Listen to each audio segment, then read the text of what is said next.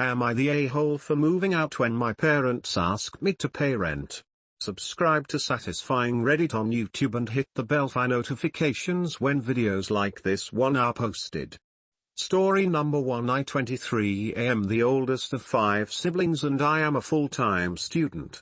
I also have a part-time job in my field, but when I complete my after degree my employer will take me on full-time. I make enough from part-time to pay for school and put money aside. My siblings range from 20 to 10. Both of my parents work full-time.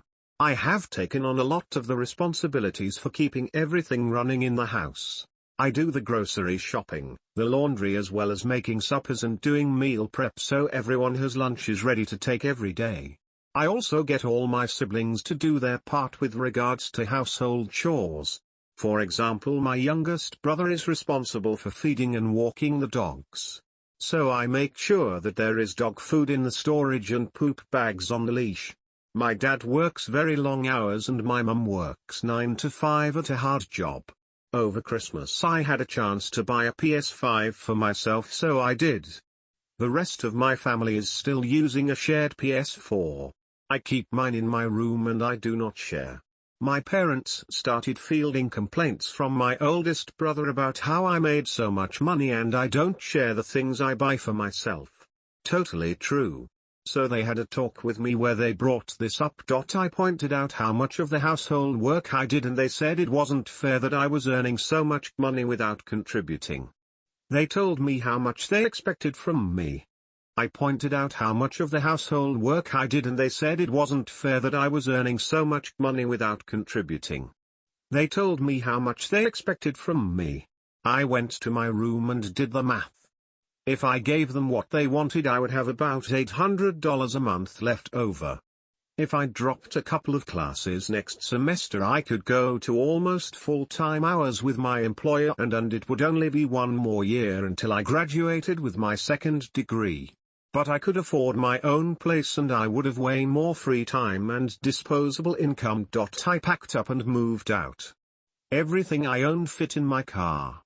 I stayed at an Airbnb for 2 weeks until I could get everything sorted with an apartment, school, and work. It was great. I just moved into my own apartment. I'm staying part-time until I finish this semester. I will work full-time over the summer and go to a lighter class load, higher work hours in the fall. My oldest brother has been tasked by my parents to do everything I used to do.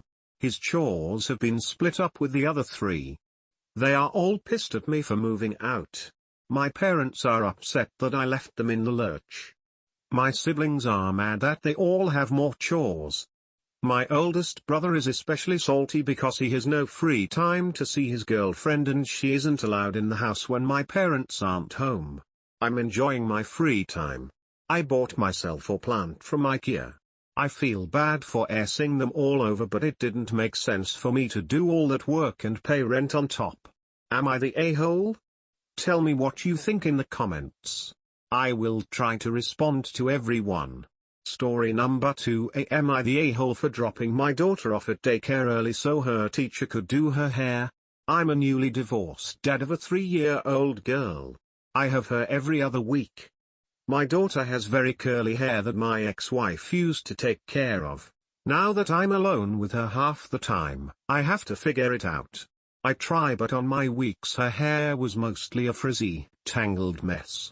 A teacher at my daughter's daycare has very similar hair to my daughter's, so I asked if she could help me with my daughter's hair.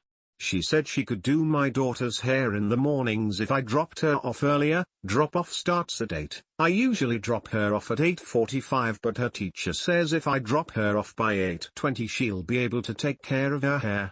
She gave me a list of curly hair products to buy and what to bring to school. She also gave me some tips for washing and caring for it at home. I guess my daughter told my ex that her teacher does her hair, not me, and that she goes to daycare early now because my ex called me and asked if I really drop her off a half hour early every morning just so I could avoid doing her hair. He called me a bad parent for relying on a teacher to do my job and for messing up the morning routine so we could get to school early enough for the teacher to do her hair. We used to wake up, give her a bath, I'd attempt to do her hair, we'd have breakfast, then go to school, but now we wake up, take a bath, and eat breakfast in the car. I thought I was doing right by making sure her hair is cared for on my weeks, but my ex feels very strongly about this, so I wanted to know if I was the a-hole. Tell me what you think in the comments. I will try to respond to everyone.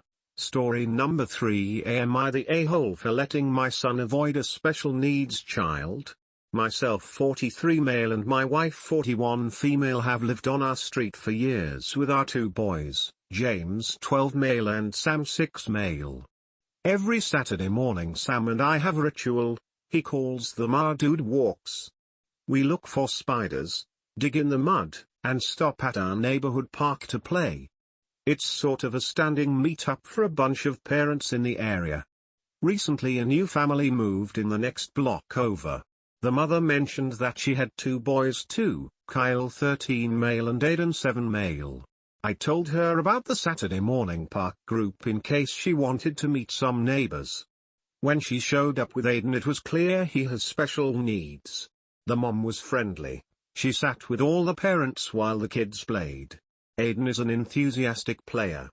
Loud noises, banging on things, getting up in the other kids' faces. The mom was good about correcting him, and he wasn't aggressive, just excited. The other kids are wary when he flails, but they include him in play still. One Saturday he was having an especially tough day. I called Sam over for a snack. He said, "I don't want to play with Aiden, can we go home?"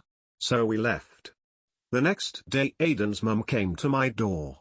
She told me that I should have talked to him about differently abled people instead of just abandoning her son. We agreed to talk to Sam. The next weekend Sam said hi to Aiden. They played together a bit, but when Aiden got loud again, Sam retreated to the highest platform where Aiden was scared to go. When Aiden asked him to be his partner for a game, Sam said no thank you. I felt that was fine.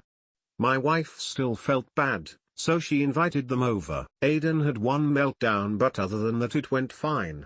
Afterwards Sam asked please could Aiden not come over again. I asked James what he thought of Kyle. He said that the kid was obnoxious and didn't smell great. The next weekend, Aiden destroyed my son's favorite toy. He snapped the arms and legs off. Sam yelled, "You are a very mean little boy." I did not make him apologize, we just left. Now instead of going out in the morning, we go on Sat afternoon after Aiden has left the park. After a few weeks, some others started joining us. Aiden's mom eventually got wind of it.